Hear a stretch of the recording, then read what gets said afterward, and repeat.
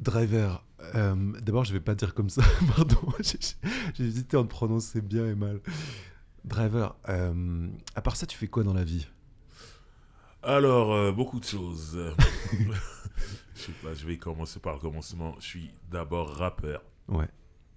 Et le rap m'a amené à faire plein d'autres choses, notamment du cinéma, la comédie, animation radio, puis podcast, animation de soirée avec des DJ et donc maître de cérémonie. Voilà, toutes sortes de choses. J'en ai sûrement oublié. Je m'excuse auprès de moi-même. Mais, mais je pense que le principal est là. À part ça, c'est intéressant parce que t'es parti d'une expérience d'artiste Ouais, à devenir, toujours bien sûr un artiste, mais aussi une sorte de médiateur. exactement. C'est toi qui passes cette culture à d'autres, qui en parlent. Comment ça t'est venu l'idée de te dire je peux être un passeur? En fait, c'est pas moi qui me suis dit que j'allais le devenir. C'est des gens qui ont détecté ça en moi, en fait. Notamment mon associé, euh, qui on parle de business toute la journée et autres aussi, des choses de la vie. Et souvent, je raconte des anecdotes, des histoires. Il n'arrête pas de me dire, tu racontes trop bien les histoires. Faut qu'on en fasse quelque chose. Faut qu'on en fasse quelque chose. Moi, j'ai pas le recul sur moi-même, donc je me dis, ouais, si tu me dis. Et un jour, il est venu avec un concept. Il m'a dit, voilà, tu vas raconter tes rencontres dans le milieu du hip-hop. On va appeler ça Hip-Hop Stories. On va mettre ça sur YouTube. On a commencé comme ça et ça a pris. Ensuite, j'ai été appelé en radio chez OKLM ou chez Goom Radio avant. Euh, j'ai eu des émissions, aujourd'hui des podcasts, que ce soit sur les plateformes de streaming. Donc, mon podcast s'appelle Featuring, ou alors directement sur YouTube, un podcast qui s'appelle Roule avec Driver. Et j'anime aussi une émission de débat autour de la musique qui s'appelle La Récré, qui est disponible sur YouTube. Voilà, tout ça, ça m'a amené jusque-là.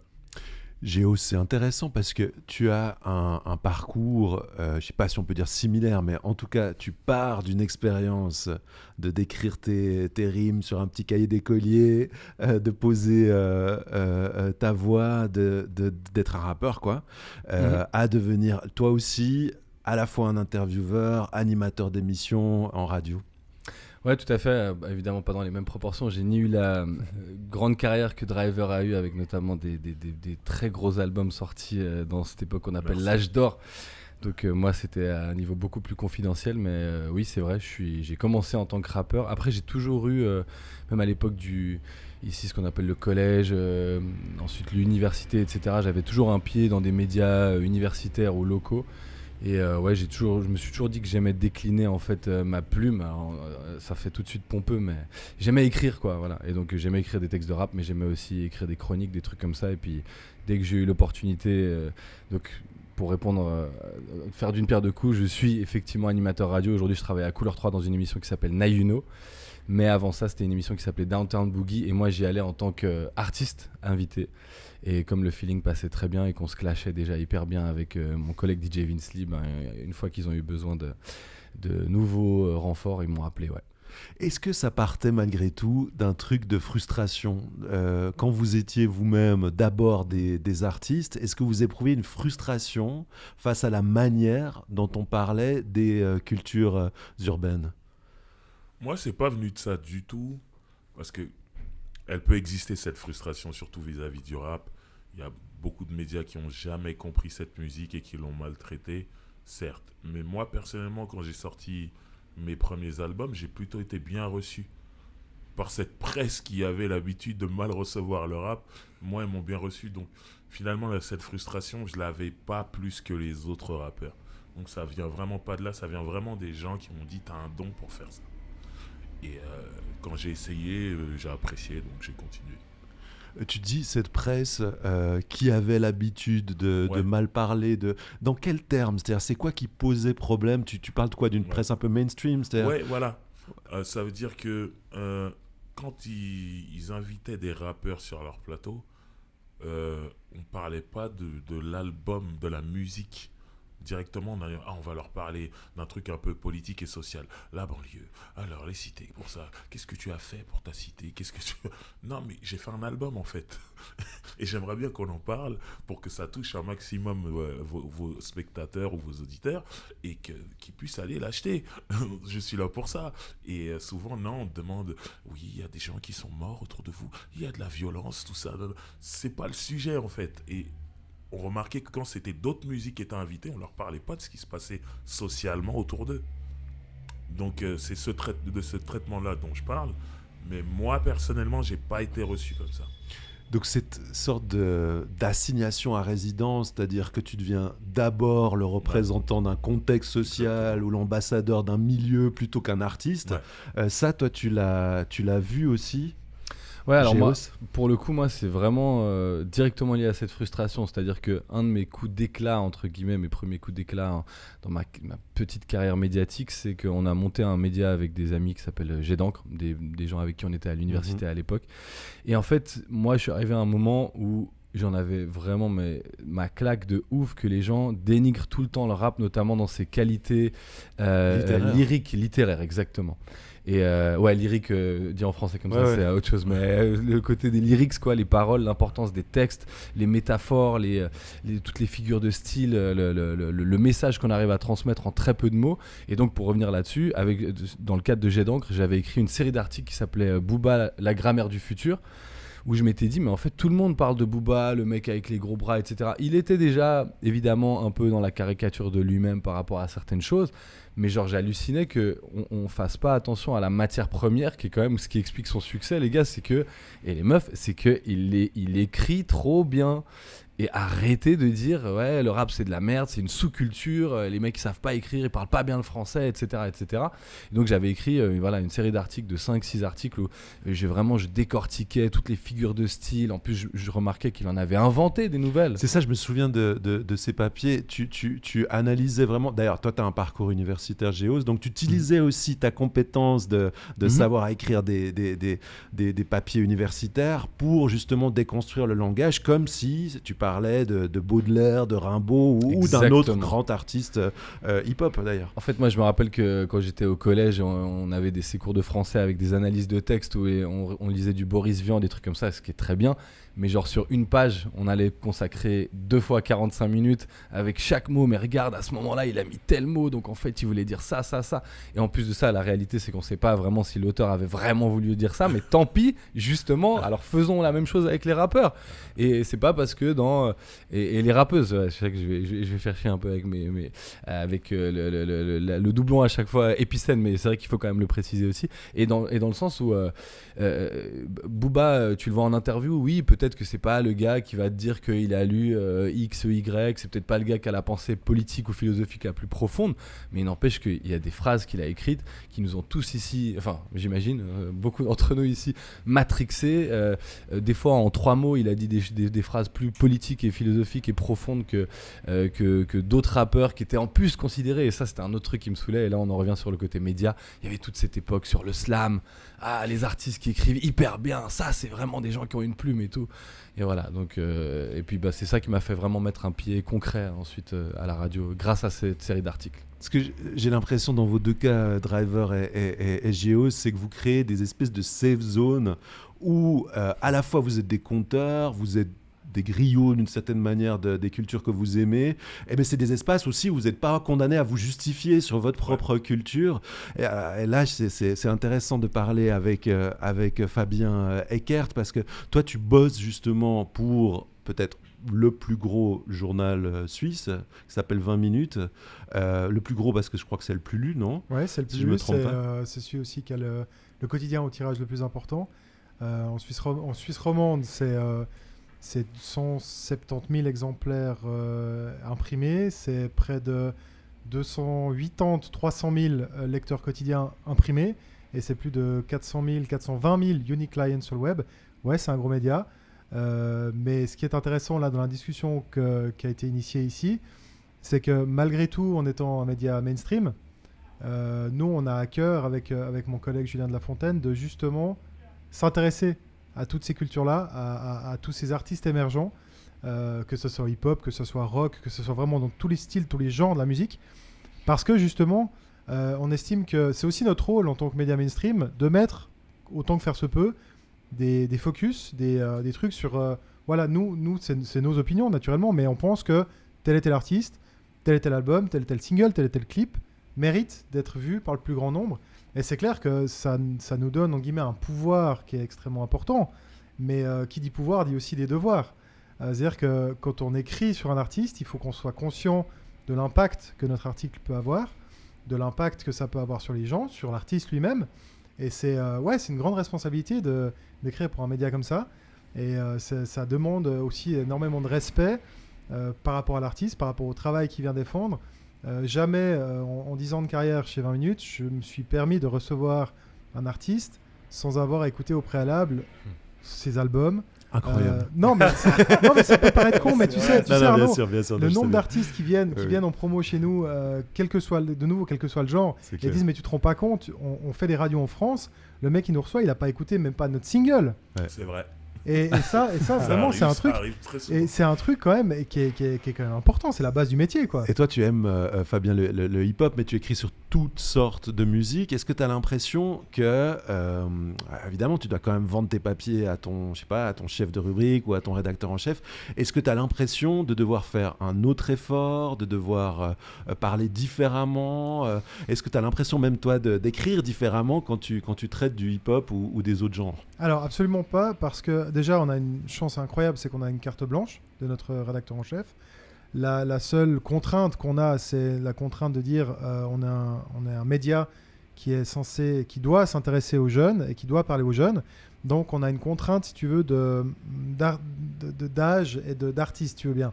On va s'intéresser aux artistes émergents, on va s'intéresser aux artistes qui parlent au public jeune. Quand je dis jeune, c'est 15-35. Voilà. Donc ça, c'est les seules contraintes qu'on a.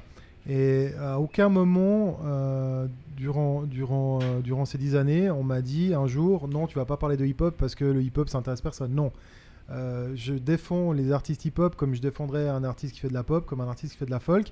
Simplement, je le défends avec des arguments.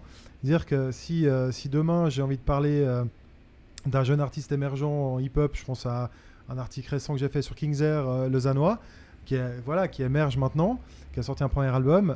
Je suis arrivé en séance, j'ai dit il y a cet artiste-là qui est émergent, lausannois, ambassadeur du club de foot local, du Lausanne Sport, qui était sur la promo du Lausanne Sport. Voilà, il y a tout un truc autour de ce mec-là. Il est encore assez méconnu du grand public. Tant mieux si on peut lui offrir un coup de projecteur. Et quand tu arrives avec des arguments qui sont ceux-ci, ça marche. Et j'utiliserai exactement les mêmes arguments pour un artiste d'un autre genre. Tout ça pour dire que chez nous, quel que soit le genre, on les traite de la même manière. C'est intéressant parce que vous êtes des gens qui écoutez, pratiquez, côtoyez la culture hip-hop depuis un moment déjà, depuis bien avant que cette musique soit devenue la plus écoutée au monde.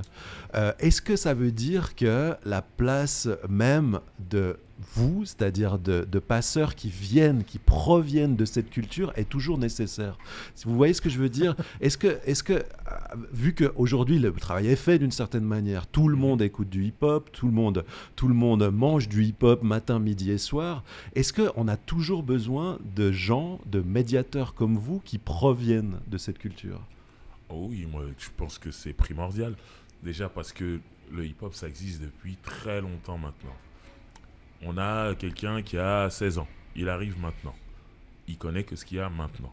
Donc c'est important de lui dire, voilà, avant, il y avait ça. C'est l'histoire de ce hip-hop que tu aimes tant. Et si aujourd'hui, il y a tel rappeur qui rappe de telle façon, c'est parce qu'il y a eu lui avant.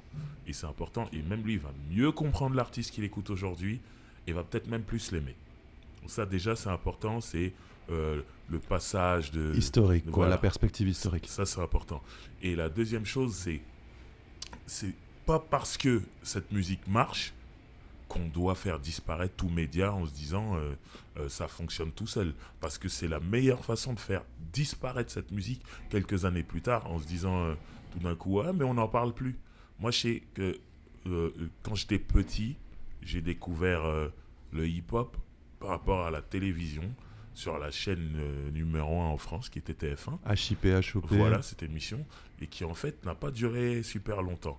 Mais au moment où je regardais cette émission, j'étais tout petit, je voulais tout faire comme eux, j'imitais les pas de danse que je voyais à la télé. Et un jour, cette émission s'est arrêtée, je pensais que le hip-hop, c'était fini. Tout simplement, voilà. Donc c'est dans ce sens-là où ce serait très très vicieux de se dire « Ah, c'est bon, ça marche, on n'a pas besoin de médias ». Si le fait qu'il se passe beaucoup de choses autour de l'art, ça met l'art en valeur et ça le fait exister encore plus longtemps, je pense. Donc c'est nécessaire. On a besoin d'être encore là. C'est trop intéressant parce que tu dis TF1, HIP, HOP, en même temps, c'était MTV. C'était vraiment, en réalité, les médias mainstream Oui. qui ont amené la Bien culture hip-hop et qui sûrement ont participé, parce que vous datez d'avant Internet, hein, les deux. Bon, MTV a quand même refusé pendant des années. Oui. Bien sûr. MTV était très blanc. Hein. Ouais, c'est sûr. Et le hip-hop à l'époque, c'était quand même les blacks américains qui C'est le sûr. faisaient. MTV pendant des années a refusé de diffuser du hip-hop. Mais quand même, Yo MTV Rap, j'imagine Ah. que c'est un truc qui a Moi, compté beaucoup pour vous, non? C'est mes débuts avec les clips américains à la télé. J'ai eu la chance d'avoir un ami de mon père qui est assez bricoleur, qui avait trafiqué 2-3 fils chez moi, et j'avais MTV alors que c'était payant. Moi, je l'avais gratuitement et très peu de gens l'avaient. Et du coup, moi, j'ai pu suivre ce qui se passait aux États-Unis en temps et en heure. Et ça a changé ma vie, vraiment. Donc, ouais, MTV. Mais je sais que c'est Michael Jackson, en fait, qui a ouvert les portes à la black music sur MTV. Et le hip-hop a pu en profiter un petit peu après. Toi, Géo, c'était quoi tes canaux, tes sources? Justement, c'est ça qui est marrant vis-à-vis de mon entre guillemets destin, c'est que moi, ma grosse éducation hip-hop, alors il y a plusieurs choses. Il y a AB1, mine de rien, Ouais. parce que moi, je suis né en 88, Bien donc sûr. quand j'arrive, j'ai pas tout de suite habité en Suisse, mais quand j'arrive en Suisse, je découvre AB1 qui rediffuse à Rap City, qui est une émission américaine de la chaîne BET, qui a une adaptation française avec Roddy, qu'on salue, à bon entendeur, Luce. Et Roddy, et puis bref, donc dedans il y avait des interviews aussi de rappeurs français, etc. Donc ça c'était une chose, ils diffusaient aussi des clips. Après il y avait effectivement MTV Yo, mais ça passait très tard, donc moi encore à un certain âge je pouvais pas forcément suivre ça, mais on enregistrait ça sur des cachettes VHS aussi. Et puis, alors justement par rapport à ce que je disais, entre guillemets, mon destin médiatique, c'est qu'une grosse partie de mon éducation au rap vient de Couleur 3 en fait, Downtown Boogie. Couleur 3, ils ont commencé à diffuser du hip-hop avant l'an 2000. Je crois que les prémices de Downtown Boogie, c'est 97 ou 98, et je crois que l'émission se monte en 99. Bref, moi j'arrive en Suisse en 96, et donc à partir de là, une fois, je crois que mon frère écoutait Couleur 3 et tout, puis je suis là genre wow, il y a une émission 100% du rap et tout, et les mecs, en plus Downtown Boogie, bon, les gens connaissent pas forcément tout, surtout Driver, peut-être tu connaissais pas forcément, mais les mecs, les animateurs historiques, ils étaient là, ils parlaient en franglais, ils criaient et tout. Moi j'étais là, waouh, on est aux States ici. C'était un spectacle. Ouais, c'était un truc de fou. Et du coup, vraiment, moi, je me branchais tous les soirs, je suivais toute l'actu grâce à ça. Et puis après, quelque chose qu'il faut quand même pas oublier, c'est les magazines. Les magazines papier. Alors, paradoxalement, je me suis jamais abonné, j'ai jamais réussi à faire passer le pas à mes parents de souscrire un vrai abonnement, parce que c'était quand même une somme d'un coup. Mais par contre, j'essayais une fois par mois ou de temps en temps de choper. À l'époque, c'était RER, Radical, Groove Magazine. RAP un peu moins quand même, j'ai toujours trouvé que c'était un niveau en dessous au niveau de la qualité rédactionnelle, mais genre Radical et Groove et tout, c'est ça qui m'a, je crois, aussi donné l'amour vraiment de l'écriture, de la chronique musicale, parce que les gens écrivaient super bien en fait dans ces magazines-là. L'écrit, toi aussi, il y avait des magazines J'ai fait très très rapidement, c'était pas mon truc préféré, mais j'avais une petite rubrique dans un magazine de R&B qui s'appelait R&B Magazine, qui était avec RER dans le même groupe que RER, et j'avais une page où je racontais un peu des potins sur le R&B américain. Et dans ta formation, c'était mon truc préféré. Dans les années où tu découvrais le hip-hop, il y avait aussi tu lisais des magazines. Je les lisais tous, je les achetais tous, et à tous les magazines qu'il a cités, je rajoutais The Source Magazine, XXL Magazine, les Américains, et Vibe Magazine, qui sont donc des magazines. T'as toujours américains. eu les sources premières, les premières mains américaines. C'est important pour moi d'être à l'heure, vraiment. Et sachant qu'il n'y avait pas Internet. C'est clair. Là, à l'époque, on parle de magazines, c'était des mensuels. Ça veut dire que tu avais un magazine qui couvrait tout ce qui s'était passé le mois d'avant. Donc on avait déjà un décalage d'1 mois en vrai. Aujourd'hui, avec Internet, il se passe quelque chose, tu l'as dans la seconde, voilà. Mais déjà à l'époque, c'était important pour moi, même s'il y avait 1 mois de décalage, d'être au courant de ce qui se passait aux États-Unis et tout. Donc oui. Fabien. Moi, c'était pas du tout cette culture-là. Moi, c'était plutôt la culture à l'école, à la récréation avec les potes. C'était t'as entendu ce son Ah et ouais. c'était très tôt le Wu-Tang qui est revenu un peu en boucle. Et il y avait tout cet imaginaire qui était assez fort du Wu-Tang au début des années 90 avec une imagerie très, très travaillée et tout Énorme. ça. Et moi, je me souviens, c'était le premier truc qui m'a marqué dans le hip-hop, c'était ça. C'est de dire, ok, déjà, tu prends une claque musicale, même si je comprenais rien aux paroles, parce que j'avais pas encore appris l'anglais à l'époque, mais tu avais tout cette imagerie autour de ce clan qui était tellement forte avec le logo. Je me souviens que j'avais dessiné plusieurs fois sur mes cahiers le logo, je m'amusais à leur dessiner. Et c'était vraiment avec les potes plutôt qu'avec la littérature, entre guillemets, les magazines, ce genre de choses. Mais c'était vraiment avec les potes qu'on s'échangeait des trucs. Et c'était, t'as entendu ce nouveau morceau, t'as entendu celui-là, ah ouais, cool, tu l'as gravé sur un CD, machin. Et puis on s'échangeait comme ça en fait. Et c'est comme ça que j'ai bâti, entre guillemets, une culture hip-hop.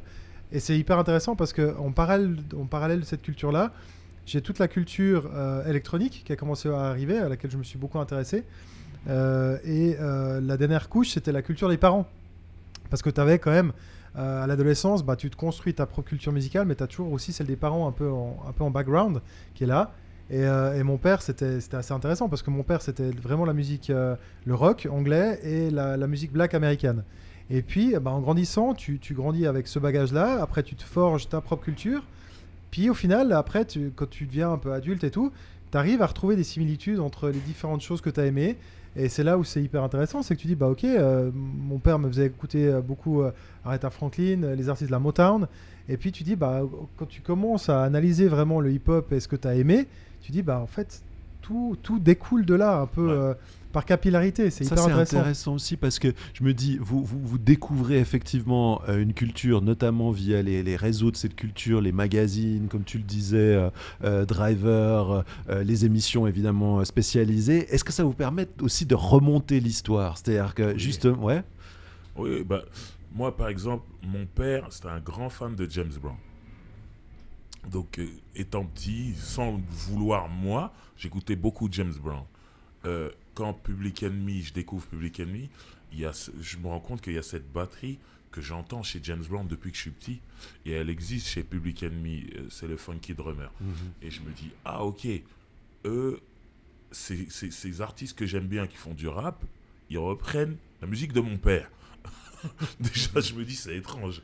Et il y a un lien. Et carrément, je me retrouve à voir un clip Peace, Unity, Love and Having Fun. Je vois Afrika Bambaataa, donc fondateur de la nation Zoulou, mouvement hip-hop, tout ça. Il est avec James Brown. Et c'est là que je me dis, Filiation. il y a donc vraiment un lien. Je me suis pas trompé. Et on t'explique que sans le vouloir, James Brown était déjà un petit peu un rappeur. Et quand tu écoutes, voilà, des fois il chante, mais des fois il parle un peu avec une rythmique. Et tu te dis, ouais, c'est vrai qu'il y a un peu les bases du rap là-dedans.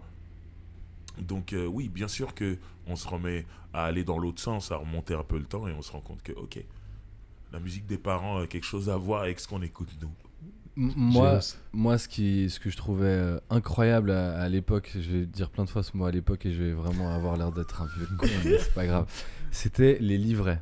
Et en fait, dans les livrets d'albums, alors maintenant, Spotify, etc., les plateformes ont remis un peu les crédits, ce qu'on appelle les crédits, mais c'est quand même beaucoup moins fourni qu'avant.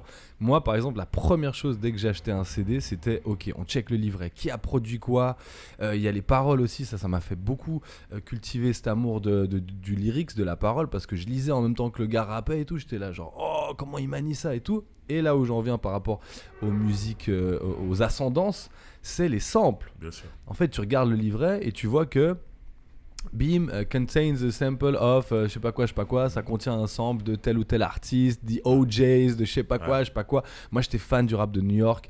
Mon artiste préféré de tous les temps, c'est Jay-Z. Le label préféré de tous les temps, c'est Rockefeller. Et typiquement, genre dans leur label, il y avait des producteurs comme Just Blaze, Kanye West un peu plus tard. Il y avait d'autres gars aussi dedans.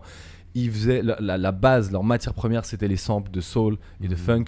Et du coup, quand j'écoutais les albums de Jay-Z et tout, et que je voyais, ok, ça c'est un sample d'un tel, ok. Alors des fois, on n'avait pas trop les moyens d'aller acheter tous les vinyles quand même, mais une fois que tu trouvais le sample original, t'étais là, oh les gars, c'est des chimistes en fait, parce que le sample il est déjà incroyable, et le gars il a encore remixé ça dans un truc qui fait complètement honneur. Autre chose, C'est trop beau.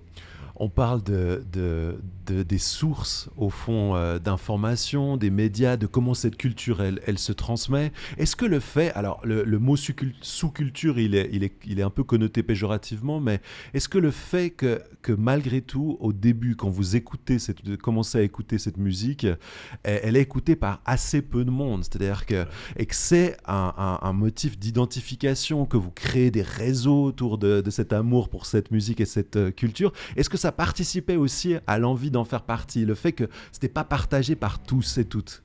Ouais, non, c'est qu'il y a un côté exclusif, bien sûr, qui est plaisant.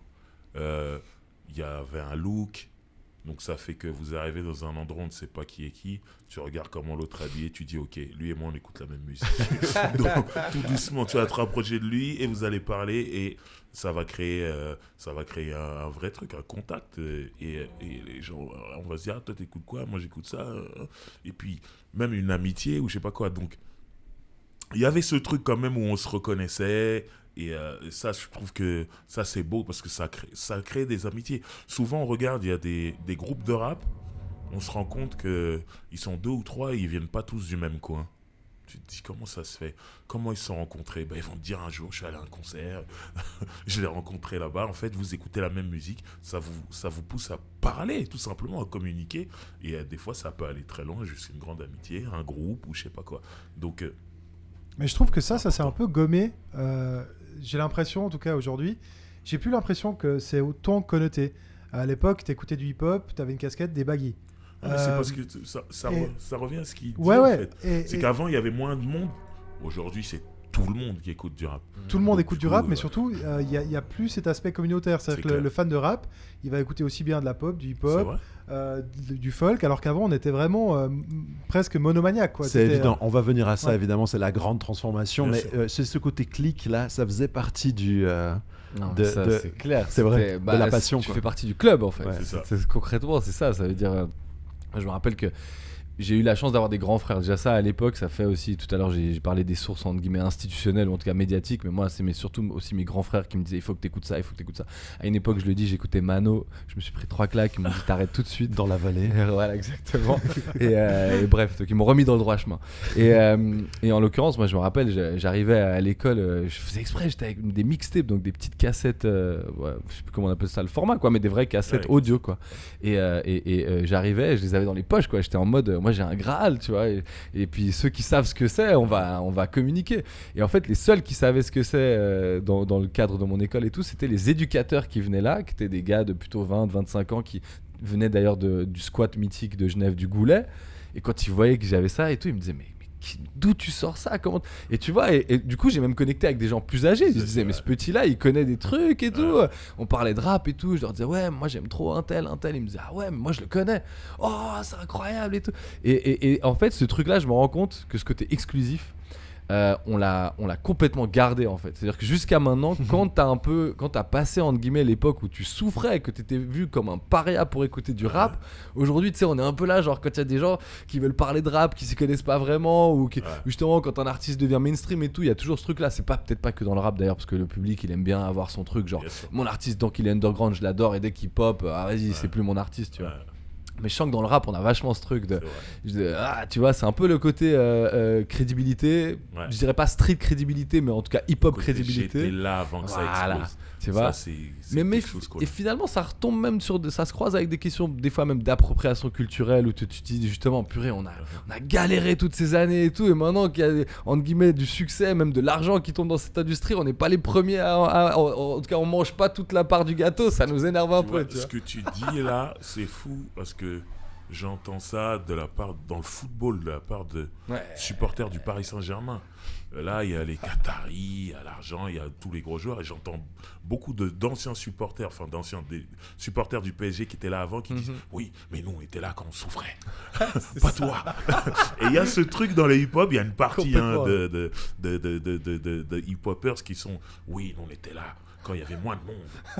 Aujourd'hui, il y avait 3 personnes au concert. Voilà, aujourd'hui tout le monde est là, tout le monde connaît. Et c'est vrai que ce truc existe. Et je dis pas que c'est bien d'ailleurs. Je trouve ça un peu un truc de vieux con. Ouais. Non, mais des fois j'ai ce réflexe aussi. Je trouve que c'est un truc C'est un de vieux peu, pardon, mais ça me rappelle quand j'avais rencontré par exemple, tu sais, à un moment donné aux Avanchiers, il y avait un taux de vote pour le renvoi des criminels étrangers extrêmement élevé. C'est la commune de Suisse qui avait voté le plus pour ce truc. Et je voyais les premiers migrants qui disaient, mais voyez les nouveaux, ceux qui viennent d'arriver, ils n'ont pas assez souffert. Et j'entends un tout petit peu ce truc que vous voulez garder votre territoire pour vous. Avec une différence quand même, que nous c'est pas des rapports de migrants à migrants, c'est plutôt le côté underground vs mainstream. Mais je vois ce que tu veux dire. C'est aussi le côté un tout petit peu de fermeture quand même. Non, c'est le côté, tu sais, par exemple, des fois on a l'impression que c'est trop facile aujourd'hui, maintenant que le rap est devenu bankable, parce que des fois il y a des médias qui n'en parlaient pas, ou alors qui en parlaient volontairement négativement. Là, ça nous énerve vraiment. Tu vois, c'est genre, je sais pas, tel média généraliste qui a fait que chier sur le rap, etc. Bah, moi, par exemple, une fois, on va sûrement y venir tout à l'heure, mais genre, il y a eu un turning point à un moment, quand PNL est arrivé, je vois le Figaro, ils écrivent un truc dithyrambique sur PNL. Je me dis, attends. Quand même les gars, tu vois, genre tant mieux ça te fait quoi? Mais tant mieux pour PNL, mais on sait pourquoi ils le font, c'est parce qu'ils savent qu'ils vont faire du clic avec ça. Et moi c'est ça, c'est-à-dire est-ce que vous aimez vraiment cette musique? Est-ce que après j'avoue, j'ai pas été investigué qui était le journaliste, ça se trouve ils ont donné la chance à un mec qui connaissait très bien cette culture au moment T, et puis tant mieux pour lui. Mais la démarche d'aller chercher à ce moment-là le journaliste c'est ça, qui tu connaît, vois, elle est bizarre quand même. C'est ça qui nous c'est pour ça que la comparaison avec le côté migrant, à la limite il y a une espèce de symétrie, mais j'entends volontiers provocatrice. Bien sûr. Est-ce que évidemment, début des années 2000, très très grosse révolution. C'est marrant, j'ai regardé récemment la série documentaire autour d'Orelsan, et puis il raconte le truc de ses premières vidéos sur MySpace, cette espèce de... Enfin, aussi, lui, il avait l'impression d'être une espèce de pionnier sur un média qui était en train de naître, c'est une espèce de vidéos qui se partageaient. Vous avez vécu ça, l'arrivée d'Internet, en tant que justement qu'amoureux du hip-hop? Bien sûr. Et le truc qui est fou, c'est que je communiquais avec Orelsan à ce moment-là. Sur MySpace. Ouais, je l'ai connu à cette époque-là, en fait. Et on a basculé sur MSN. Bon, c'est les trucs de vieux. Et sur Caramel. Non, ça, moi, j'ai pas utilisé Caramel. Tu vois ce que c'est, j'ai pas utilisé. Mais ouais, non, l'arrivée d'Internet dans le hip-hop, ça a tout changé déjà. Et pour moi, il y a du pour et du contre.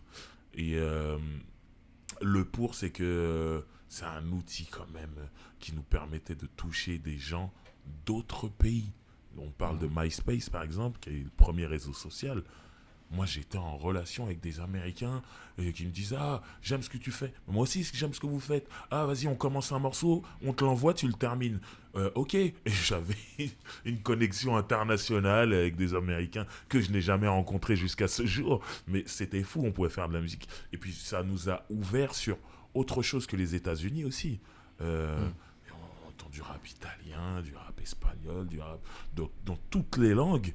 Et Internet, ça a réuni en fait tous les amoureux du rap, alors qu'avant Internet, tu faisais du rap francophone, tu étais en contact qu'avec la francophonie. C'est ça, mondialisation évidemment des cultures hip-hop, mais aussi ce que tu dis, c'est l'accès aux gens directs. Quand vous dites, on était face à une culture qui était considérée comme une sous-culture, dont les médias souvent parlaient mal, sur lesquels les médias parlaient mal, tout à coup, MySpace, ces premiers réseaux-là, ça permet de bypasser en fait les médias mainstream. Complètement. En fait, le truc, c'est que le rap, et je pense toujours que c'est sa plus grosse force et parfois une de ses plus grosses faiblesses, c'est, je pense, un synonyme de do it yourself.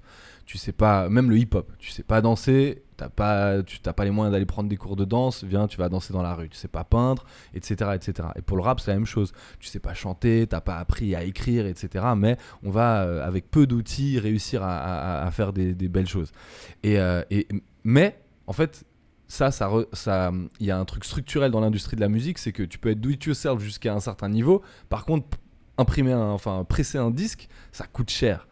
ça, moi, je me rappelle encore avec mon groupe, on a sorti un truc, un album en CD et tout. Les coûts de fabrication sont quand même hyper conséquents. Donc tu peux être do it yourself, tout ce que tu veux sur le côté créatif. Il y a un moment où sur le côté matériel, diffusion, distribution, il faut mettre la main à la poche. Et du coup, vraiment le gros changement avec les plateformes comme MySpace et puis après évidemment la suite, c'est-à-dire en termes de réseau social pur, Facebook, Instagram, et en termes de plateformes streaming, ce qu'on connaît, Spotify, Deezer, etc., c'est le fait que le coût de production est drastiquement réduit. Donc finalement là on est dans la suite de ce do it yourself, puis on parle là par exemple typiquement, alors l'infrastructure elle est incroyable, mais même ça je pense que le matériel qu'on a aujourd'hui pour faire ce podcast là, il y a peut-être 10 ans en arrière il coûtait peut-être le triple. Donc tout ça se démocratise, les mecs font des trucs dans leur home studio avec des qualités incroyables qui sortent sur les réseaux. Et puis pour revenir du coup, pour boucler la boucle, Orelsan, il y a beaucoup de ça quand tu regardes son documentaire et tout, ils sont dans leur chambre à enregistrer des trucs. Et moi je voyais ces premières vidéos là où ils faisaient des trucs déjà avec des délires, tu voyais que la qualité de l'image n'était pas incroyable, mais voilà, tu pouvais le diffuser. Tu avais même le média, en plus de ça je parle de son, mais tu avais même le média vidéo et tu pouvais avoir des vidéos virales, y compris sur MySpace. Ça a tout changé. Il y a aussi un truc que je trouve vraiment intéressant dans cette série, c'est le moment où le bad buzz du morceau Sale pute est analysé dans les yeux directs de ceux qui l'ont vécu. Et là on voit le mainstream arriver, débarquer avec tous ses préjugés sur la culture hip-hop, considérant qu'un jeune artiste hip-hop ne peut pas incarner un rôle dans un texte, que forcément tout ce qu'il dit est premier degré. Je trouve que là, il y a vraiment la rencontre entre deux mondes, le monde, comme tu le dis, du do-it-yourself, Géos, de la créativité sans limite, et tout à coup, l'espèce de cathédrale de la bien-pensance et des préjugés qui font sur Orelsan, je trouve. Je suis pas allé jusque-là dans le documentaire, mais je le trouve hyper intéressant, mais j'ai juste pas eu le temps. Pour la petite histoire, moi par exemple, je trouve que ces questions-là, typiquement les questions entre guillemets de moralité, le rap qui peut tenir parfois des propos hyper explicites, et ça c'était un bon exemple, justement je trouve que là on est vraiment dans la friction entre deux mondes qui n'arrivent pas à communiquer et qui ont des torts partagés. Et là où je veux dire par exemple, c'est que typiquement Orelsan ou d'autres artistes, je pense à Damso, quand il arrivait sur des plateaux, c'était genre la deuxième question: Damso, comment vous allez? Ok, alors vos paroles sexistes. Et là tu te dis bon mec, il y a peut-être quand même d'autres choses à aborder. Mais paradoxalement ou parallèlement, je trouve que c'est des questions qui méritent d'être posées quand même. Moi je suis pas du tout dans le truc de dire ça c'est un truc de média mainstream, ils nous font chier avec les lyrics et tout. Et moi enfin je le vois même sur une base hebdomadaire, quand je reçois les artistes et que je leur dis que j'ai écouté ton titre là, il y a un moment où tu dis un truc chaud quand même, qu'est-ce que tu voulais dire par là? Ils sont tellement déboussolés de voir quelqu'un qui est issu d'un média spécialisé leur poser la question, limite ils sont là genre attends, je suis dans un média généraliste ou tu vois, et donc il y a un truc un peu où tu es comme monsieur, tu écoutes la musique. L'exemple de Damso est assez symptomatique, parce que Fabien Eckert, je lui ai posé cette question là en disant mais mec, tes textes quand même c'est violent quoi. Alors oui, ça peut être une question de béotien, de non-initié, mais ce qui est intéressant là-dedans c'est la réponse. Parce que la question est effectivement complètement nunuche et complètement conne et complètement bête. Mais je trouve pas, moi. Pourquoi elle est conne? Mais parce qu'en fait, pourquoi elle est conne? Parce que c'est la première question que tu as envie de lui poser, si tu veux dire. Elle est trop surface. C'est un réflexe, quoi. Voilà. La réponse était hyper intéressante de dire pourquoi est-ce que je devrais me travestir alors que, à quelque part, c'est la manière de parler, c'est la manière d'écrire, machin. J'ai pas envie de me cacher, j'ai pas envie d'être quelqu'un d'autre. Et c'est pour ça que parfois, dans les médias mainstream, il y a des questions qui peuvent paraître complètement connes à poser de prime abord, mais qui au final, les réponses peuvent être hyper intéressantes. Moi, par contre, sur Orelsan et Sale pute, moi j'ai regardé tout le documentaire et pour dire la vérité, j'ai eu la chance d'écouter cette chanson bien avant qu'elle sorte. Parce que comme je l'ai dit, j'étais en relation avec Orelsan. Moi, ce que j'ai pas aimé dans le traitement médiatique, c'est l'hypocrisie des médias.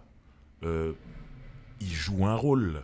Le rôle du mec qui s'est fait jeter par sa copine et qui déprime, qui boit, qui écrit une lettre, qui dit tout ce qu'il va faire. Et on sait très bien, malheureusement, que ça existe dans la vie réelle. Et quand les médias ont Orelsan en face d'eux, ils font comme si il voulait vraiment tuer son ex-petite amie et tout ça, alors qu'il joue un rôle. Quand on voit le clip, on voit bien qu'il joue un rôle. Et que ça, on peut l'accepter du cinéma. Mais quand tu es un rappeur, t'as pas le droit de prendre du recul et de jouer un rôle. Pour moi, c'est clé. C'est-à-dire, ce que tu dis, c'est vraiment... C'est pour moi, presque ce que tu disais, Géo, c'est qu'on passe presque à une autre question. Qui est vraiment celle de la responsabilité de ce que l'on écrit, qui est pour moi une question que je trouve qu'il faut qu'on discute aussi, évidemment. Mais l'idée que ce qu'on accepte effectivement dans d'autres formes d'art ou dans des arts qui sont beaucoup plus admis par les cultures dominantes, on l'accepte pas dans le cas du hip-hop, c'est-à-dire que c'est totalement vrai. je suis d'accord, tous les codes étaient évidents dans Sale Pute, que c'était pas le texte est déjà tellement excessif. C'est-à-dire, tous les codes sont là pour dire c'est pas moi qui parle et on l'entend pas. C'est-à-dire, et là, je trouve qu'il y a une forme de racisme culturel qui a en fait rien à voir pour moi avec l'idée de responsabilité. Ouais. Ça, je suis d'accord. Juste peut-être la précision aussi, c'est que là, on parle. Enfin, cette affaire, elle a mélangé énormément d'institutions, d'entités, de politique. Par exemple, typiquement, moi, je trouve qu'il y a des associations féministes qui avaient un propos tout à fait cohérent là-dedans. C'est ça que je voulais dire, c'est que je balaye pas toute la critique du truc en bloc. Je pense qu'il y a des médias qui sont tout à fait contents de venir et taper sur des artistes, surtout qu'en plus, ce qui est vraiment hypocrite là, alors je te rejoins à 1000% Driver, c'est qu'ils vont récupérer des trucs qui datent. Ils avaient fait ça avec la section d'assaut, c'est-à-dire que, bon, alors section d'assaut, ils avaient ultra déconné dans une interview, ils avaient dit on est 100% homophobe et tout, genre on l'assume et tout. J'en étais même venu à me demander, mais est-ce que vraiment tu sais vraiment là ce que tu es en train de dire? Mais après ça, du coup, il y avait des médias qui étaient allés récupérer des trucs, des mixtapes de quand ils avaient 15 ans, des trucs, regardez, section d'assaut, ils disent ça et tout, tac tac. Et toi, t'es là, et en plus de ça, je trouve que quand tu mets maintenant tout ça en parallèle avec ce qui se passe aujourd'hui dans les médias, c'est-à-dire que finalement, l'époque d'Orelsan, il y a 10-15 ans en arrière, toutes ces affaires et tout, il y a encore un côté un peu policé dans les médias. Mais genre maintenant, quand tu vois les CNews, les trucs, qu'il y a des mecs, c'est des chroniqueurs politiques qui te disent que Sandrine Rousseau, ouais, j'avoue, je suis un peu la politique française, c'est vrai, on a tous des défauts. Sandrine Rousseau, cette Greta Thunberg ménopausée. Candidate écologiste. Voilà, exactement. Et bah, je me dis, à partir de ce moment-là, plus personne ne pourrait rien nous dire à ce moment-là. C'est-à-dire que là, les gars, c'est des politiques, ils ont un réel pouvoir sur la société, et ce qui prête aux rappeurs c'est justement l'étendard et ils influencent les jeunes, etc. Je pense encore une fois, cette question, elle mérite d'être posée, l'influence et tout ça, mais le côté réel, c'est-à-dire que les politiciens, ils ont les moyens de faire changer certaines choses, et quand ils tiennent des discours comme ça, à partir de là, il faut qu'ils se taisent à tout jamais. Ok, donc les derniers filtres sont tombés, mais c'est vrai que ce que tu dis, Géo, c'est très important, parce que malgré tout, ça pose la question de la loyauté, c'est-à-dire que toi, tu es identifié comme quelqu'un venant de cette culture, tu animes effectivement l'émission qui a succédé à l'émission qui a bercé ta jeunesse Downtown Boogie, qui s'appelle aujourd'hui Nayuno. Est-ce que ta loyauté est questionnée, mise en question, quand justement tu poses à des artistes la question de la responsabilité, notamment sur des questions qui sont très importantes pour toi, pour nous, mais pour toi en particulier, pour cette discussion, la question de l'homophobie et de la misogynie? Bah, en fait, par exemple, typiquement, j'ai des interviews qui sont Nayuno sur Couleur 3. Si vous les regardez, dans les commentaires YouTube, il y a vraiment on se croirait sur TF1, tu vois. Mais en plus de ça, dans mon interview qui dure peut-être 30 minutes, il y a genre peut-être 2 questions là-dessus. Moi non plus, j'en fais pas mon truc où je vais aller parler avec tel ou tel et genre pendant 20 minutes lui prendre la tête là-dessus. C'est que je considère, déjà moi, je pars du principe que j'ai de la peine enfin, on n'a pas assez de moyens, on va dire, même moi en termes de pourcentage de travail, bref, je suis pas à 200%, je suis même pas à 100% à Couleur 3, donc je vais pas aller interviewer des artistes dont j'aime pas vraiment la musique. Ça, c'est déjà la première chose. Alors quand tu as une quotidienne, que tu es à 100%, que tu dois recevoir des artistes tous les jours et tout, c'est encore autre chose. Mais du coup, moi déjà, je sélectionne. Ça fait que de base, quand j'interviewe un artiste, sans être non plus dans le côté léchage de bottes, etc., ben, je suis en mode, j'aime ce que tu fais. Tu vois, Damso, pareil, je l'ai eu en interview et tout, je dis, mec, je suis vraiment ultra fan de toi, mais il y a des paroles que tu tiens qui me dérangent, et que je me dis, à la limite, moi j'ai 30 ans et quelques, je peux réceptionner ça, et je sais que voilà, j'ai du recul, etc. Mais à côté, c'est vrai que j'ai pas précisé quand tu m'as demandé, enfin au tout début, quand on disait qu'est-ce qu'on fait dans la vie et tout, moi à côté je suis prof en fait, ici au cycle, donc c'est avec les jeunes de 13 à 16 ans en gros, ou 12 à 16 ans. Et je le vois aussi, je suis pas en train de dire que c'est la seule influence, mais je vois qu'en tout cas, ils répètent les paroles de rap comme des mantras. Ils sont là, tac, tac, ah ouais, des putes, les trucs, nanana. Et je me dis, ça m'emmerde quand même si t'es un artiste. Imaginons que t'es influencé à 0,1% la pensée d'un jeune, mais que ça aille dans le côté d'être un gars un peu plus sexiste ou homophobe. bah ça m'embêterait. Alors après, évidemment, moi j'ai du recul, j'habite à Genève, j'ai pas grandi dans des contextes où l'accès à l'éducation était plus compliqué, le racisme éthique était beaucoup plus violent, etc. Bon, toi, Donc, tu as je peux pas grandi, je m'excuse, mais tu as grandi avec des artistes qui disaient house tous les bouts de phrases et fags, et t'es pas devenu ni homophobe ni misogyne. Donc, bah, disons, on guérit jamais totalement. Hein. Moi, je considère pas que je fais jamais preuve d'homophobie ou jamais preuve de misogynie. Non, mais c'est vrai. C'est-à-dire que moi, mon schéma de pensée, Ah, mais au est-ce que quotidien, je dois lutter contre. Est-ce que c'est à cause de ces morceaux de rap que t'as écouté? Non, c'est pour ça que je dis Bah, que c'est voilà. pas que. Oui, mais c'est pas parce que c'est pas que c'est pas du tout. Tu vois ce que je veux dire? C'est-à-dire, Ouais, non, il y a mais- quand même un moment où quand on n'arrête pas dans la culture hip-hop de représenter les meufs d'une certaine manière, objectifier le truc. Depuis que je suis petit, à la télé, au cinéma, je vois des gens avec des pistolets qui tuent des gens. À aucun moment, je me suis dit, je vais reprendre un flingue et tirer sur quelqu'un. Non, mais bien Donc, sûr, mais. et à tout âge. Parce que Mhm. tu dis, ouais, j'ai la trentaine, je sais que... Mais même quand j'avais 12 ans, je voyais des gens avec des flingues à la télé. J'ai pas dit, papa, je veux un flingue, je veux tirer sur des gens. Donc, à un moment donné aussi... Après, enfin, si tu veux, on peut aller sur les exemples individuels. Moi non plus, effectivement, mais on peut prendre des exemples de mecs qui ont pété les plombs et puis quand tu vas chez eux, tu vois qu'ils ont lu je sais pas quel livre et qu'ils ont décidé d'aller faire une tuerie. Mais Donc, dans ça ces peut cas-là, arriver. dans tu ces vois. cas-là, qu'est-ce qu'on fait? On Non, interdit l'art. Non, je pense pas. Mais à aucun Voilà. moment, moi, dans mon discours, je pense interdire. Ouais. Par contre, questionner, je trouve que c'est des questions qui méritent d'être toi, posées. ça t'arrive jamais de te retrouver face à un artiste Ouais. et de le questionner sur ses textes, puis de lui dire Bah, moi, j'ai une place assez spéciale. C'est parce que je suis moi-même rappeur déjà. Donc, à aucun moment, je vais lui poser cette question-là. Parce que dans mon monde à moi de rappeur, elle ne se pose pas cette question. Et je rejoins la réponse que Damso t'a donnée. Où, quand il disait, je vois pas pourquoi je devrais me travestir ou s'auto-censurer. Moi, je comprends ça, en fait. Donc, du coup, je vais pas aller poser cette question-là à un rappeur. Oui, mais à un moment, tu as dit ça, tu trouves pas que c'est trop chaud? Pour moi, s'il a écrit, c'est que c'est lui. Et voilà, il n'y a pas de souci. Après, je peux ne pas être d'accord avec ce qu'il a dit. et ça, tu vas pas le causer Non, parce quand que tu es en je ne- je de. Je ne suis pas le public. Ouais, Pour moi, j'ai pas influencé les gens. Quand je reçois un artiste, des fois que je suis dans un flux où je dois bosser, beaucoup recevoir. Mhm. Donc du coup, comme tu l'as dit, je peux recevoir un artiste que j'apprécie pas Mhm. musicalement. Mais je ne dois pas dire, tu sais, j'aime pas ta musique. Je dois pas influencer. Il est là, il vient de sortir un projet, il cherche à toucher des gens. Ben moi, je suis juste là pour lui poser des questions par rapport à ce que j'ai entendu, mais pas lui donner mon avis. Donc moi, à aucun moment, je lui dirais, tu sais, là, ce que tu as dit, je suis pas d'accord. Non, je le ferai pas. Mais plus le questionner, c'est-à-dire, est-ce qu'il n'y a pas aussi, c'est pas aussi prendre au sérieux les artistes que de Mhm. lire leurs textes? Toujours. Et moi, je m'excuse, Toujours. Mais je donne pas mon avis. je donne je raconte une anecdote que j'ai vécue quand j'étais en Jamaïque Ouais. et que je rencontrais beaucoup d'artistes de dancehall, Mhm. dont certains chantaient de brûler les PD. Ouais, c'est très Moi, homophobe, je trouve que malgré tout, enfin, moi, je suis pas dans ta position, Driver, Ouais. je ne suis pas un artiste du tout, ni Géos, mais je trouve que c'est prendre au sérieux les gens que de leur dire, ça veut dire quoi dans un pays où effectivement on tue les PD, Ouais. de le chanter. Ouais. Non, moi, je peux comprendre ça. Hein. Mais ce que je veux dire, c'est que je donnerai jamais mon avis. Jamais. Je suis pas là pour dire, tu sais ce que tu fais, c'est pas bien. J'aime pas ton album parce que jamais je ferai ça. Maintenant, lui poser des questions sur ses textes, je le ferai. Mais il y a des trucs qui me choquent pas, moi, parce que je suis rappeur. C'est ça que je veux dire.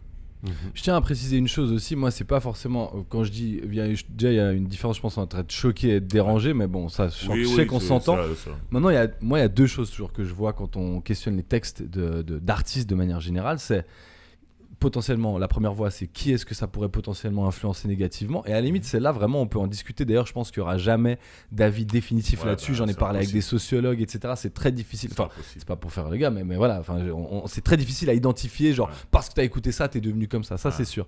Par contre, il y a une réalité. C'est que si t'es un jeune homosexuel qui écoute des rappeurs qui te traitent de sous-être humain à longueur de journée, ça va pas t'aider à prendre confiance en toi.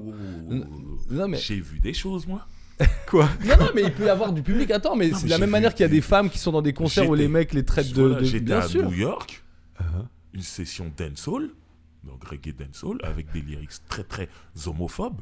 Ouais. Et j'ai vu une clique d'homosexuels en train de danser, Je suis d'accord. chanter les Bien paroles sûr. comme jamais. Mais ça, ce J'ai- serait et c'était approprié moi. le truc. Et c'était Très moi bien. qui étais choqué. Sur le coup. Je me dis, mais comment? Pourquoi? Mais j'avais envie de leur dire, mais pourquoi vous faites ça? Pourquoi vous dansez? Ouais, les choses sont complexes. Donc voilà, c'est Ouais. pas si simple que ça. Non, C'est bien pas sûr. tout noir ou tout blanc. Mais moi, ce que j'aime pas, c'est souvent justement dans le milieu, on botte en touche très rapidement On- sur ces ouais, questions. On met sous le tapis. Toi, ça t'est arrivé, Fabien Eckert, dans 20 minutes, d'écrire des articles qui soient pas seulement défendre un artiste, proposer un nouveau regard, faire de la promo, en grosso modo, pour un artiste. Et ça t'est arrivé de questionner un peu des textes ou de dire il y a un problème ou... Alors, pour être très franc, non, parce que c'est pas notre mission en Mhm. tant que média à 20 minutes. Nous, on a vraiment une mission d'être concis, précis, de présenter des faits. On n'a pas pour mission de questionner ou ce genre de choses. Enfin, je dis questionner vraiment dans le sens général du terme. Hein. Naturellement qu'on questionne les gens sur ce qu'ils font et ce genre de choses. Mais on n'a pas ce pas de recul de réflexion qu'on peut avoir dans d'autres médias comme le Temps par exemple, où il y a déjà beaucoup plus de place pour écrire. Nous on est un tabloïd, donc le format est short, le format est court. C'est aussi différent par rapport à toi, Géos avec Nayuno, où c'est une émission où tu as le temps aussi de parler des choses. Donc nous on a vraiment un devoir, si tu veux, d'immédiateté, de factualité, d'être très factuel, très précis dans ce qu'on dit. Et c'est pour ça aussi toute la difficulté du truc, c'est en gros, tu as 4-5 questions à poser à un artiste que tu vas conserver après pour le mettre en forme sur le journal. Il faut vraiment que tes questions soient à quelque part intelligentes. Tu vas pas cramer en gros 10 lignes de texte pour une banalité, ça serait dommage. Donc ça demande aussi, c'est là où je disais, vous avez rigolé au départ, je disais j'écoute vraiment un maximum mais c'est et un important. maximum de fois pour essayer d'être le plus pertinent possible, parce que j'ai tellement peu de place qu'il faut que je sois hyper pertinent dans ce que je raconte. Je suis d'accord. Et ça, c'est une difficulté, ouais. Évidemment, on le disait tout à l'heure, tout a changé depuis une vingtaine d'années, mais tout s'est accéléré vraiment depuis 10 ans. On voit bien que maintenant, les artistes deviennent leurs propres médias, et on se dit, d'une certaine manière, que les médias officiels, je dis officiels, c'est affreux comme les complotistes, non, que les médias traditionnels Merdia. deviennent complètement anecdotiques, vains presque pour un artiste. Oui et non. Ça Pas sert tout à à quoi? fait, Ouais, oui et non. Oui et non, parce que je partais aussi de ce postulat-là il y a quelques années en arrière, quand le numérique a explosé, quand Spotify a explosé, que des artistes qui venaient de nulle part se sont créés une communauté, justement, des PNL qui sont sans label, sans rien, sans promo, interview. sans interview. Non, mais c'est dingue. Et d'arriver. Et nous, on s'est dit à quelque part, merde, nous, en tant que média, on sert plus à rien quand on voit des PNL arriver comme ça et qui explosent tout. Au final, on sert plus à rien. Et en fait, non. Parce que on continue à recevoir continuellement des flots de propositions qui viennent de labels, qui viennent d'agents. Et souvent, c'est des trucs. Si on n'a pas ces propositions-là, on serait probablement passé à côté. Et c'est là où c'est intéressant. C'est là où c'est aussi intéressant de dire, en tant que média, on a encore notre place, notre rôle à jouer. Parce que, ok, un PNL, c'est peut-être l'exception qui confirme la règle. Mais le reste des artistes, ils ont encore besoin d'être entourés parce que un jeune artiste qui a 18-20 ans, il sait peut-être pas comment communiquer, il sait peut-être pas quels canaux utiliser, comment les utiliser. Et c'est là où il y a l'entourage et les labels, les genres de choses qui prennent de l'importance et qui ont, à mon sens, encore aujourd'hui de l'importance. Et puis, il y a certains médias qui sont des tampons. Driver. C'est ça le truc, c'est que, ok, peut-être que il fera moins d'interviews, cet artiste-là, mais il va choisir certains médias parce qu'il sait que si on le voit là-bas, ça va ramener un impact. Comme quoi, par exemple? Quotidien. Ouais, à la télé, le quotidien, t'es dans le quotidien, on te prend au sérieux. Ouais, Ah, mais quand même. quotidien, c'est déjà... Skyrock, peut-être trop sérieux. Skyrock pour la radio, pour les freestyles. Ouais, pour le côté Planète vois Rap, ouais, ouais, Planète Rap, ouais. si, c'est bien d'avoir, Tu c'est vois, encore bien faire un d'avoir Planète un Rap, Planète ouais. Rap aujourd'hui. Ouais. En tout cas, c'est choisir, juste, il faut que ça t'amène quelque chose. Voilà, c'est dans ce sens, c'est pas un truc qui va te faire vendre peut-être plus d'albums ou quoi, mais en tout cas, en termes d'impact, on va dire, ok, lui, son histoire à lui, elle est sérieuse parce que je l'ai vu dans tel média et tel média. Ça marche beaucoup comme ça dans la tête des gens. Donc, Et puis, Cheers. si on situe ça au niveau... Ça dépend dans les espaces géographiques aussi. Par exemple, Paris, c'est saturé, il y a énormément de médias, il y a énormément d'artistes. Il y a en plus de ça des vrais médias qui touchent des millions de personnes, etc. Si on se met dans le contexte suisse, nous on le voit qu'au niveau des artistes locaux, passer à la radio, c'est encore ultra important pour eux, y compris des artistes qui ont déjà un bon petit following, etc. C'est que finalement, il y a aussi ce truc. Alors peut-être ça va se perdre avec le temps, on ne sait pas, hein, ça c'est possible, mais... La radio, culturellement, vis-à-vis du monde du hip-hop, c'est encore un truc où genre ah maman regarde je passe en radio, tu vois. Et je le dis exprès parce qu'il y en a qui l'ont une fois qu'ils s'étaient passés dans Naïno, après ils le disaient dans un texte, regarde maman je suis à la télé, regarde maman je suis en radio, tu vois, parce qu'on a de la radio filmée et des fois ils pensent que c'est de la télé aussi, mais tant mieux. Mais pour dire que voilà, c'est vraiment je pense ce truc de saut de validation. Peut-être qu'à une époque quand tu passais dans un média, ça allait effectivement garantir le fait que tu augmentais tes ventes, etc. Ça c'est à l'époque, Je pense que ça, moins.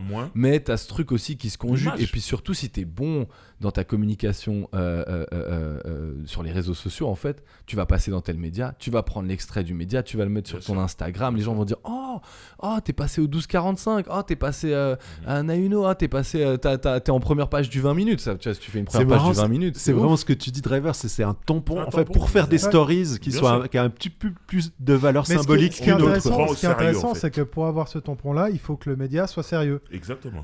Il faut que ça soit un média reconnu, qu'il soit un média crédible.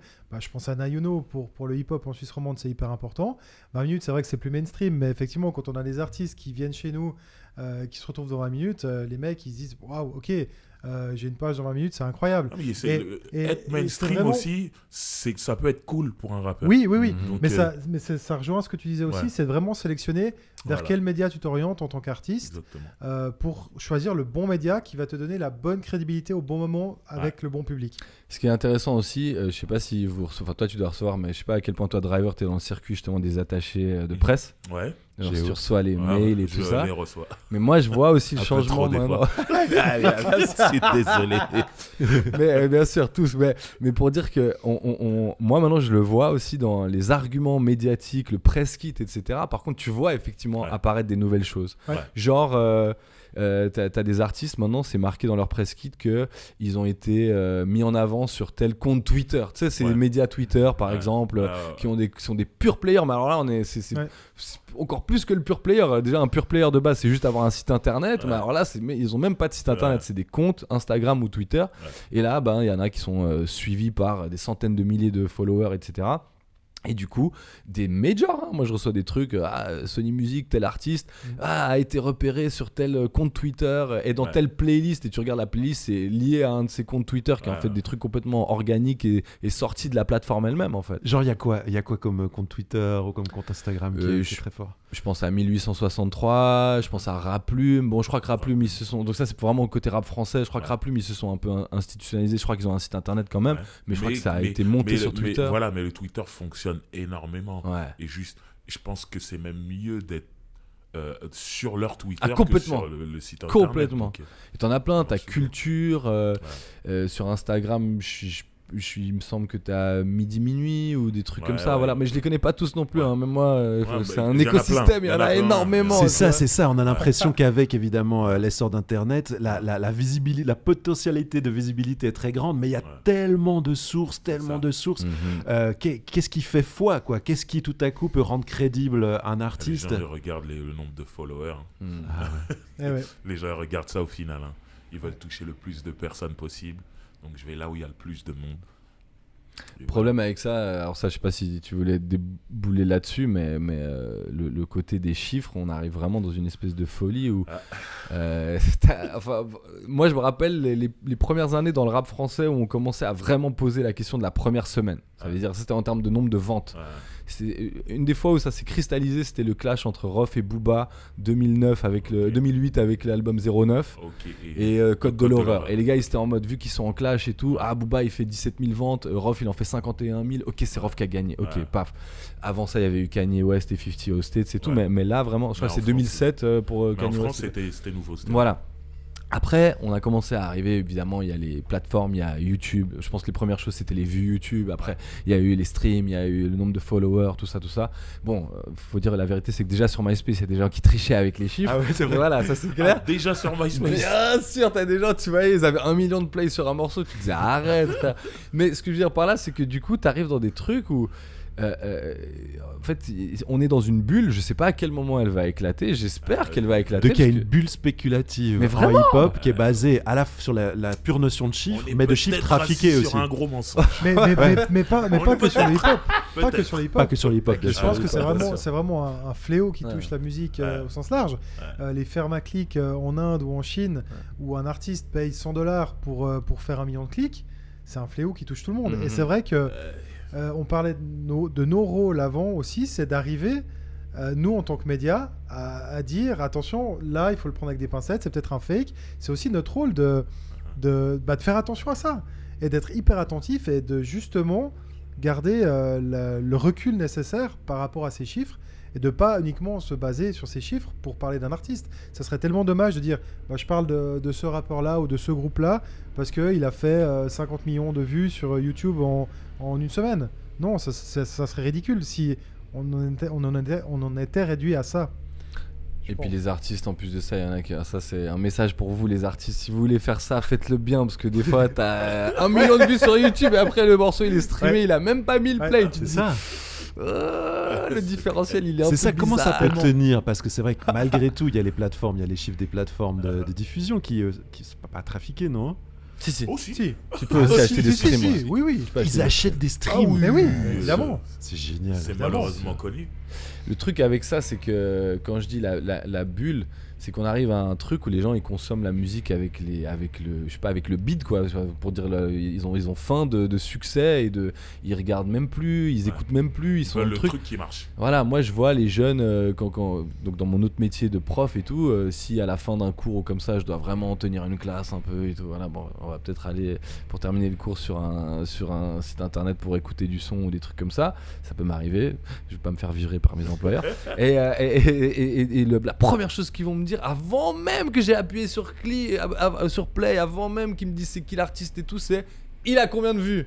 Voilà. T'es là, mais genre pour toi, genre c'est quoi ton échelle, c'est-à-dire en dessous d'un tel tu vas fermer les oreilles ou Ouais. quoi, tu vois, et t'es là Mais genre c'est vraiment ça. mais c'est abusé. C'est marrant Ça. parce que vous, c'était genre, tu l'as vu sur HIP, HOP, et Ouais. aujourd'hui, il y a combien de vues quoi. Ouais. C'est une révolution Et aussi de consommation, Et non? surtout, Complètement. comme il disait Géos tout à l'heure, c'est qu'il y avait ce truc de moins on était, plus on était content. On a quand même commencé comme ça. Ouais, il y a trop de monde, on s'en va, je change d'artiste. On a commencé comme ça et aujourd'hui, non. Il faut que tu aies des millions et des millions de vues. Justement. Et là, on y va. Après C'est sur le Twitter, contraire. t'as encore ces gens-là, Ah ouais les médias Twitter qui sont là en mode genre allez hello, moi je le connais depuis Ouais, 2018, ouais. je le connais depuis longtemps. T'sais, genre. Il y aura toujours un noyau comme ça. Mais quand même, la majorité aujourd'hui, C'est vrai, c'est on vrai. suit celui qui est le plus populaire. C'est vrai. Justement, Driver, tu disais tout à l'heure, il y a pour certains la notion d'être mainstream, c'est un but pour certains artistes, de faire le crossover. En fait, ce que Ouais. les artistes noirs américains ont fait, typiquement Michael Jackson, Ouais. de s'adresser au plus grand public, les artistes hip-hop le font via notamment le fait qu'ils chantent aujourd'hui. C'est quand même un grand truc qui a bien changé. Mais c'est vrai que cette idée, et là à nouveau, les exemples ne manquent pas, mais cette idée de passer la barrière, justement, c'est pas une barrière forcément raciale en l'occurrence, mais c'est vraiment une barrière de communauté. C'est un changement culturel qui fait que c'est évident que des médias genre Figaro, Le Monde, peu importe, Le Temps ici, vont parler de hip-hop parce que ces artistes-là ont fait cette démarche d'aller vers le très grand public, vers le public des enfants, vers le Ouais. public des vieux, etc.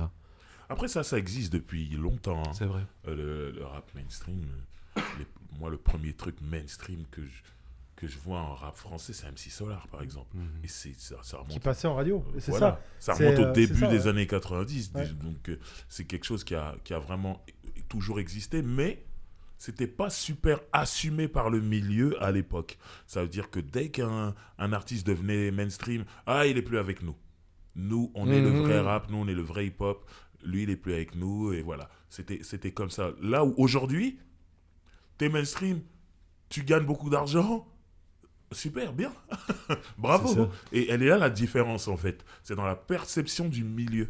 C'est ça, c'est fort parce que des artistes genre Travis Scott ou chez nous Damso, comme on parlait, ce sont des artistes qui touchent à la fois les fans hardcore Ouais. et les gamins. Après, je pense qu'il y a aussi un truc qui est intéressant, c'est que si on parle par exemple d'un Kanye West, il est devenu plus grand que la musique. Il fait du design, il fait de la Ouais. mode. Il y a aussi ça qui rentre en ligne de compte, c'est qu'à un moment donné, les artistes, ils ont su aussi se diversifier. Tu parlais de Jay-Z aussi avec Rockefeller, son label, produire d'autres artistes, écrire pour d'autres, et ça, je pense que c'est aussi Des marques d'alcool. Ouais, les déjà, marques d'alcool, ouais. évidemment. Mais il y a aussi cette diversification-là qui a permis de toucher d'autres publics. Quel conseil vous donneriez à un jeune artiste hip-hop en développement comme parcours médiatique idéal? Qu'est-ce que vous leur conseilleriez de faire? C'est compliqué Wow. parce que tout est basé sur le style de rap qu'il fait en fait.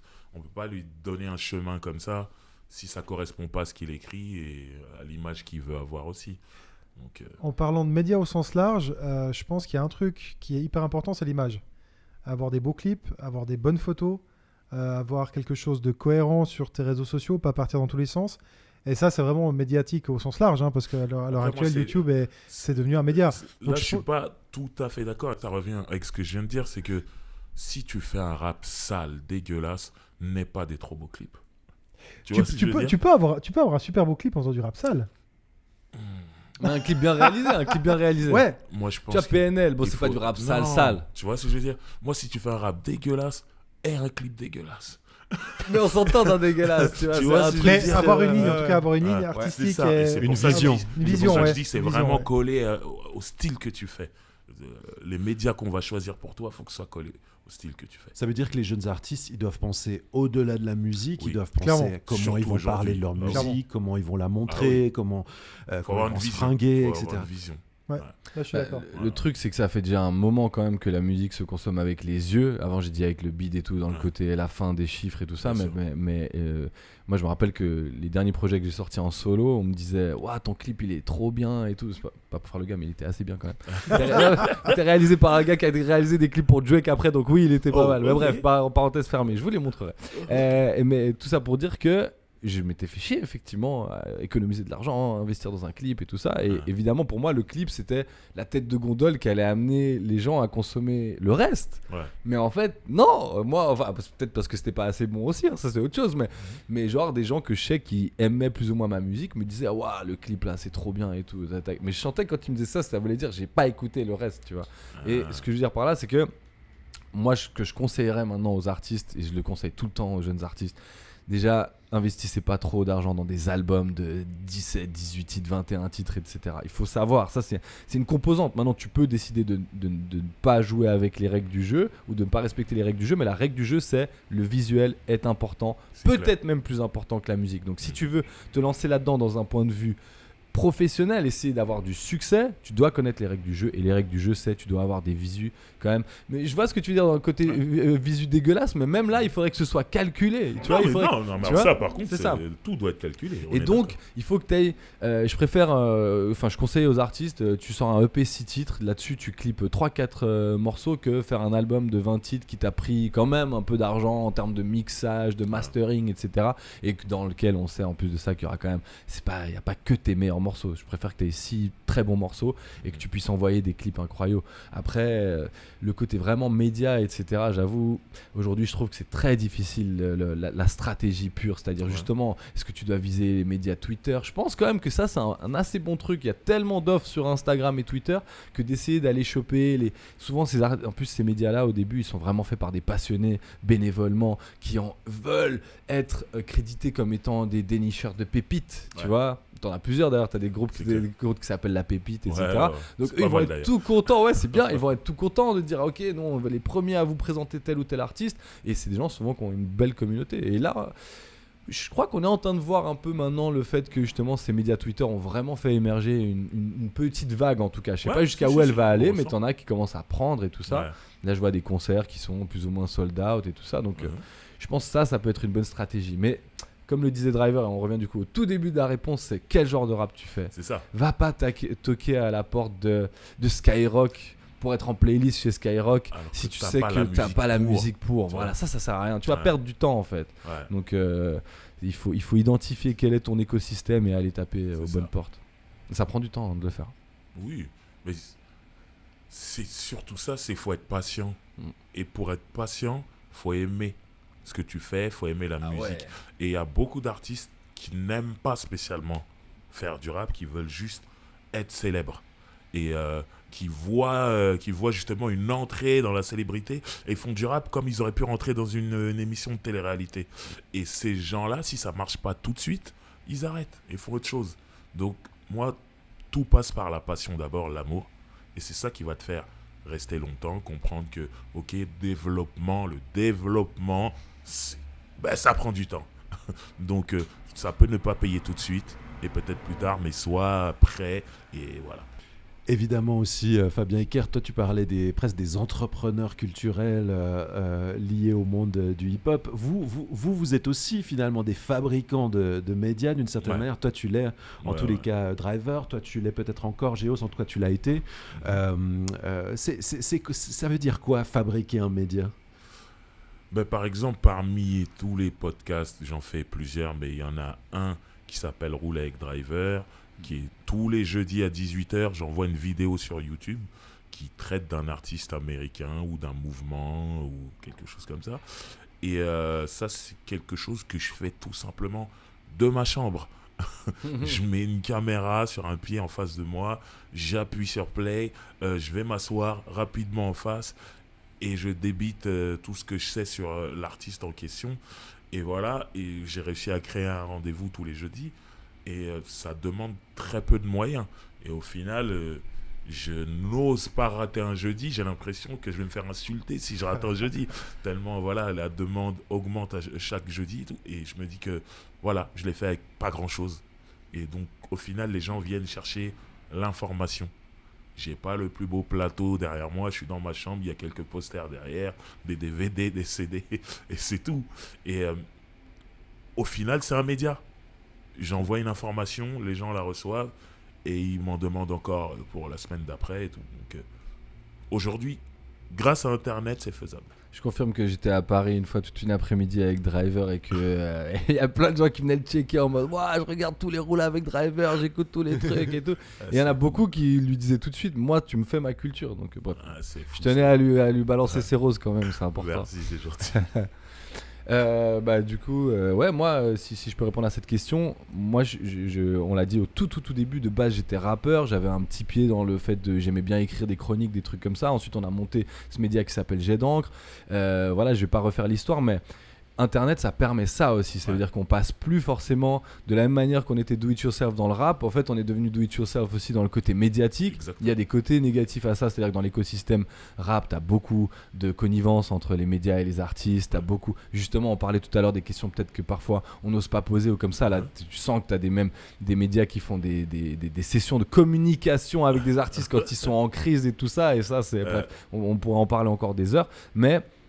Internet, ça permet ça. Si tu es vraiment passionné de ton truc, quand tu es passionné en général, tu maîtrises ton sujet. Et si tu as envie d'écrire, si tu as envie de parler, si tu as envie de faire un podcast comme on est en train de faire maintenant, tu peux le faire. Et la question maintenant, c'est juste comment est-ce que tu tires ton épingle du jeu. De la même manière qu'on a dit avec les artistes, il faut que tu saches quel est ton écosystème, à quelle porte taper, etc.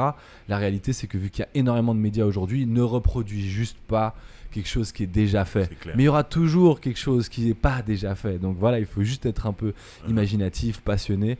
Et on le voit, moi je vois plein de fois sur Twitter, je suis des jeunes gens qui justement sont issus de ces comptes Twitter et tout, qui disent là j'ai chopé un boulot dans telle maison de disques ou tel truc. Ou finalement c'est une voie de professionnalisation. On a créé, c'est ça qui est beau quand même, le hip-hop a créé ses propres canaux. Et il a permis de professionnaliser plein de gens et de finalement se nourrir grâce à cette musique. Ça aussi, oubliez-le pas. C'est beau. Vous allez peut-être pas gagner beaucoup d'argent avec le rap, mais parfois il y a moyen de faire un pas sur le côté et de quand même vivre de cette culture. Et ça, quand même, ça fait plaisir. C'est vrai. Non, il y a un truc, effectivement, où je voulais juste rebondir sur ce qu'a dit Géos, c'est que effectivement, à l'heure actuelle, tout le monde peut lancer son média. Il y a deux trucs pour moi qui sont primordiaux. C'est ce que tu as dit, c'est la maîtrise du sujet et surtout la rigueur.